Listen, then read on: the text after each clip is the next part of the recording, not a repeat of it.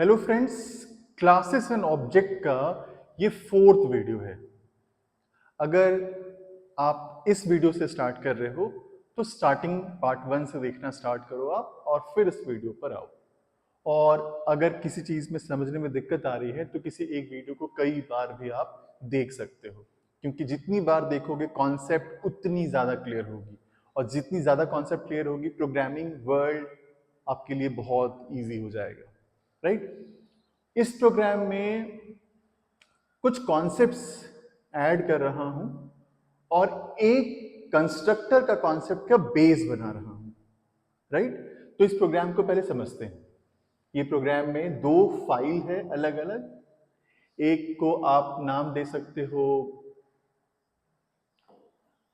box.java और एक का नाम रख सकते हो box.demo.java, राइट। चाहे तो एक ही प्रोग्राम में भी इसको रन कराया जा सकता है। अगर आप इसको लिख देते हो box.demo.java तब भी कोई दिक्कत नहीं है। एक ही प्रोग्राम में दोनों प्रोग्राम को भी रख सकते हो, चाहो तो दोनों को अलग अलग भी सेव करा सकते हो आप। प्रोग्राम स्टार्ट कहां से होगा? ऑलवेज स्टार्ट कहां से होगा? जहां पे मेन फंक्शन है वहां पे, राइट। और जब प्रोग्राम को आप रन करोगे तो सबसे पहले वो क्या देखेगा? बॉक्स। बॉक्स को, चूंकि ये फाइल अलग है और अगर एक भी फाइल अगर है तो क्लास फाइल जरूर अलग अलग बनेगा। तो जब भी वो बॉक्स देखेगा ना पहली बार, तब तक इस चीज को वो नहीं जानता है। कौन? जेवीएम। जेवीएम नहीं जानता है बॉक्स क्या चीज है। जब आप लिखोगे बॉक्स OB1 बनाने वक्त भी उसको ज्यादा कुछ नहीं करने की जरूरत होगी। वो जानता है रेफरेंस वेरिएबल है। रेफरेंस वेरिएबल मतलब रेफरेंस स्टोर करेगा, तो उसका साइज पता है उसको पहले से ही। हर रेफरेंस वेरिएबल का साइज एक ही होता है, तो उसके लिए उसको पूरा बॉक्स क्लास देखने की जरूरत नहीं है। लेकिन जब आपने देखा यहाँ पे न्यू लिखा है ना, तो न्यू का मतलब है ऑब्जेक्ट बनना। किस क्लास का ऑब्जेक्ट? बॉक्स क्लास का ऑब्जेक्ट। अब जब ये ऑब्जेक्ट बनाएगा तब ये जेवीएम जो है ना इस क्लास को देखने जाएगा कि ये क्लास क्या करने जा रहा है। तो देखेगा वो जाकर के कि 3 इंस्टेंस वेरिएबल है और 3 मेथड्स है, राइट। 3 क्या है? इंस्टेंस वेरिएबल और 3 मेथड है। वो जाके देखेगा और जब लौट के आकर के देख करके आएगा, अब जाकर के वो क्या क्रिएट करेगा? ऑब्जेक्ट। और जब ऑब्जेक्ट क्रिएट होता है तो इंस्टेंस वेरिएबल के कॉपीज बन जाते हैं। ये जो इंस्टेंस वेरिएबल हैं इनके कॉपीज बनेंगे कब? जब ऑब्जेक्ट बनाएंगे तब। तो इस ऑब्जेक्ट के अंदर में एक L बनेगा, एक B बनेगा और एक H बनेगा, और जो उसका रेफरेंस है वो OB1 में जाकर के सेव हो जाएगा। सिमिलरली बॉक्स B2 OB2, तो OB2 एक रेफरेंस वेरिएबल बनेगा। जब न्यू लिखेंगे तो ऑब्जेक्ट बनेगा, और जब ऑब्जेक्ट बनता है तो इंस्टेंस वेरिएबल के कॉपीज फिर से बन जाएंगे। जितनी बार ऑब्जेक्ट बनाएंगे ना हम लोग, उतनी बार इंस्टेंस वेरिएबल के कॉपीज बनते चले जाएंगे, राइट। ठीक है, अभी तक ये मेथड्स मेमोरी के अंदर नहीं आए हैं। ये कब आएंगे? जब इसे कॉल करेंगे तब। मेथड सिर्फ उतने देर के लिए ही काम करता है जब उसे कॉल करते हैं। कॉल नहीं करेंगे वो कभी काम नहीं करेगा, कभी रैम के अंदर स्पेस एलोकेट नहीं करेगा। तो जैसे देखिए OB1 मतलब ये वाला रेफरेंस वेरिएबल। डॉट लिखने से क्या होता है? उस एड्रेस से, उस रेफरेंस से वो कहां चला जाता है? ऑब्जेक्ट के पास। और उस ऑब्जेक्ट ने कॉल किया है पुट डेटा को। कौन सा वाला पुट डेटा? देखिए दो पुट डेटा है, दो फंक्शन है, दो मेथड है, दोनों का नाम सेम है। जावा में ऐसा हो सकता है और इसे कहते हैं मेथड ओवरलोडिंग। इसको मैं बताऊंगा एक दो वीडियो के अंदर अंदर ही। तो इसे क्या कहते हैं? Method overloading. जब दो मेथड का नाम सेम हो सकता है, ये कॉन्सेप्ट है, मैं बताऊंगा इस कॉन्सेप्ट को। दो मेथड का नाम सेम हो सकता है अगर उसके आर्गुमेंट में कुछ ना कुछ डिफरेंस क्रिएटेड हो तो देखिए यहाँ पे कितने आर्गुमेंट को कॉल कर रहा हूँ, कौन से वाले पुट डेटा को कॉल कर रहा हूँ? जिसके पास 3 आर्गुमेंट है, तो कौन सा वाला पुट डेटा कॉल होगा? ये वाला पुट डेटा कॉल होगा। तो ये जो 3 है, 2 है, ये 1 है, ये कहाँ जाएगा? x में जाएगा 3, y में जाएगा 2 और z में जाएगा 1। और वो फिर किस में जाएगा?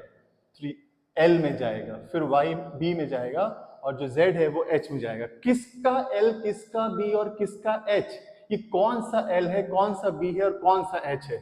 ये जिसने कॉल किया है, कॉल किसने किया है, इसने ना, तो इसके एल में 3 जाएगा, इसके बी में 2 जाएगा और इसके एच में 1 जाएगा।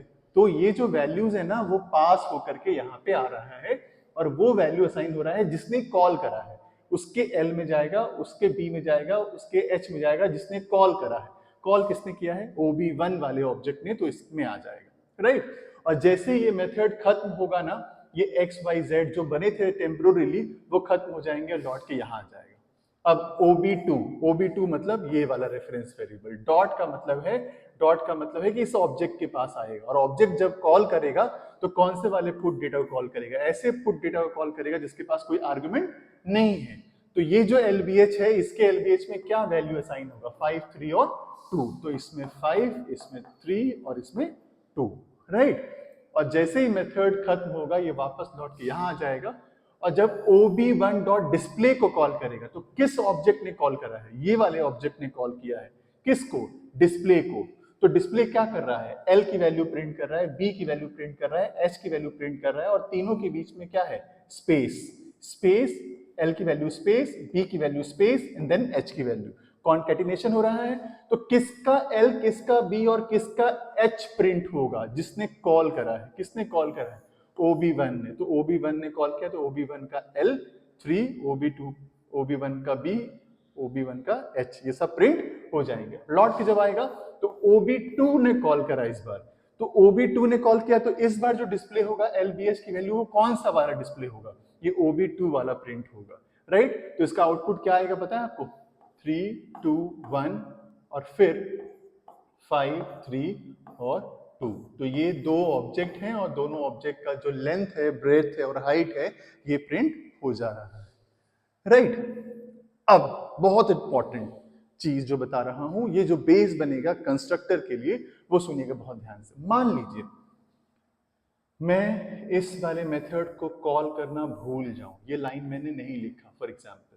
अब इस लाइन को हटा कैसे सकते हैं, क्या इसको रद्द करना पड़ेगा, नहीं, आप इसके पहले क्या लगा दो, डबल स्लैश, ये क्या हो जाएगा, कमेंट। फिर ये लाइन हो करके भी इस प्रोग्राम का पार्ट नहीं रहेगा क्योंकि ये कमेंट आउट कर दिया मैंने। तो जैसे डबल स्लैश लगाते हो ना, बैक स्लैश, तो वो क्या होगा, ये लाइन अब प्रोग्राम का पार्ट नहीं रहेगा, इसे एग्जीक्यूशन नहीं मिलेगा, ये एग्जीक्यूट नहीं होगा। तो जब एग्जीक्यूट नहीं होगा तो इसमें वैल्यू भी असाइन नहीं हो पाएगा और जब वैल्यू असाइन नहीं होगा तो ये प्रिंट क्या करेगा।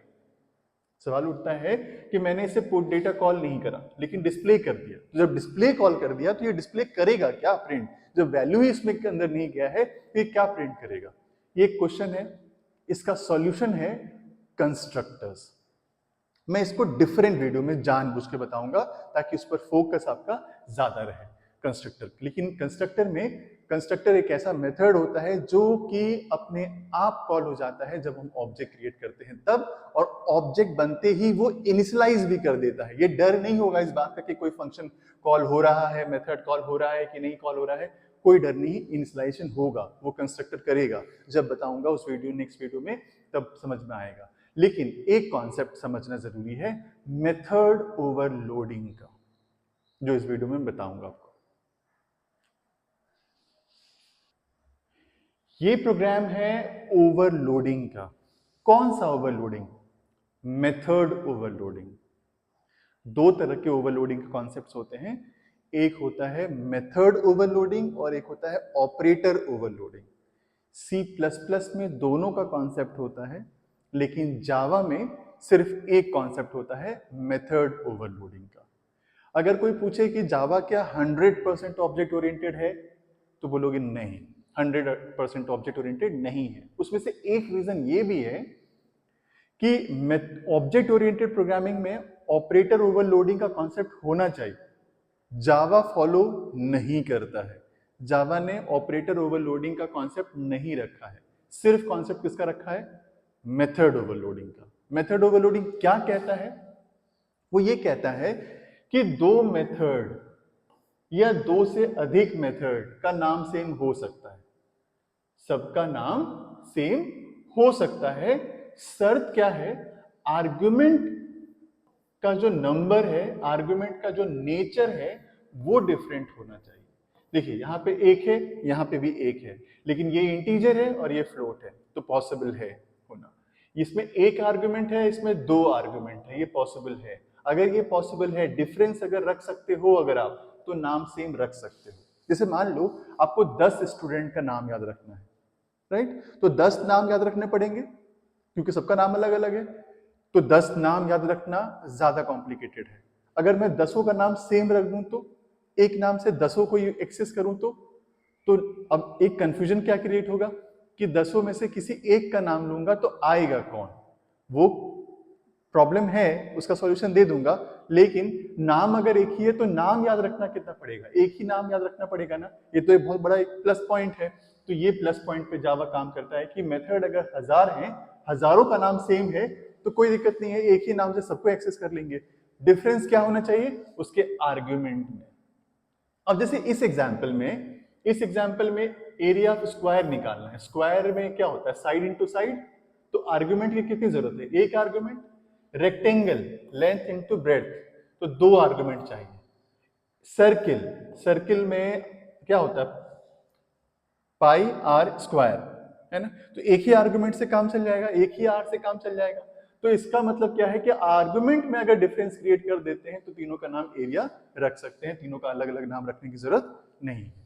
अब क्या कॉलिंग में दिक्कत नहीं आएगी? नहीं, कॉलिंग में दिक्कत कभी नहीं आएगी। देखिए इसका हमने सबसे पहले क्या क्रिएट किया? ऑब्जेक्ट। बिना ऑब्जेक्ट के मेथड कॉल नहीं कर सकते, ये मेथड को कॉल ही नहीं कर सकते जब तक ऑब्जेक्ट नहीं बनेगा। तो इस क्लास का ओवरलोड क्लास का ऑब्जेक्ट पहले बनाएंगे। तो कैसे बनाते हैं ऑब्जेक्ट? न्यू और कंस्ट्रक्टर लिख करके। तो न्यू भी लिख दिया, कंस्ट्रक्टर भी लिख दिया, ऑब्जेक्ट तो बन गया, और उसका रेफरेंस कहाँ चला गया? ओबी में। ऑब्जेक्ट क्रिएट हो गया और उसका एड्रेस, उसका रेफरेंस ओबी में चला गया। अब देखिए ओबी डॉट एरिया, एक आर्गुमेंट पास किया। कौन सा वाला आर्गुमेंट? फ्लोट नहीं पास किया, क्या पास किया? इंटीजर। तो कौन सा कॉल होगा? ये वाला कॉल होगा। तो इससे जब कॉल करेंगे तो ये वाला कॉल हो जाएगा, कोई कंफ्यूजन ही नहीं है। अगर हमने दो आर्गुमेंट पास किया, तो दो आर्गुमेंट जब पास किया तो वो कौन सा कॉल हो जाएगा? इससे कॉल हो जाएगा, राइट? और जब हमने फ्लोटिंग नंबर पास किया, एफ लिखा है तो फ्लोटिंग नंबर है, तो ये किसे कॉल करेगा? ये इसे कॉल करेगा। तो कंफ्यूजन कहाँ है? सबका नाम एक है, एक नाम से सबको बुला भी रहे हैं, आर्गुमेंट से ही तो पहचान में आता है कि किसे कॉल करना है। तो जितने आर्गुमेंट होगा उसी से देख के पता चल जाएगा कौन सा फंक्शन, ये कौन सा मेथड कॉल होना है। तो जावा में एक बहुत प्लस पॉइंट है एक ये कॉन्सेप्ट, क्या? मेथड ओवरलोडिंग का। ये कहता है कि सारे मेथड का नाम सेम रख सकते हो अगर उसके आर्गुमेंट में कुछ ना कुछ डिफरेंस क्रिएट करके रखते हो तो। अब बोलोगे सर पॉसिबल नहीं है, अगर मान लीजिए आर्गुमेंट अलग अलग रखना, तब फिर फंक्शन का नाम, मेथड का नाम अलग अलग रखो फिर, है ना? तो ये कॉन्सेप्ट है किसका? मेथड ओवरलोडिंग का। तो इस वीडियो में मैंने दोनों कॉन्सेप्ट कवर कर दिया, लेकिन नेक्स्ट वीडियो और इंपॉर्टेंट होगा क्योंकि इसमें बताऊंगा कंस्ट्रक्टर।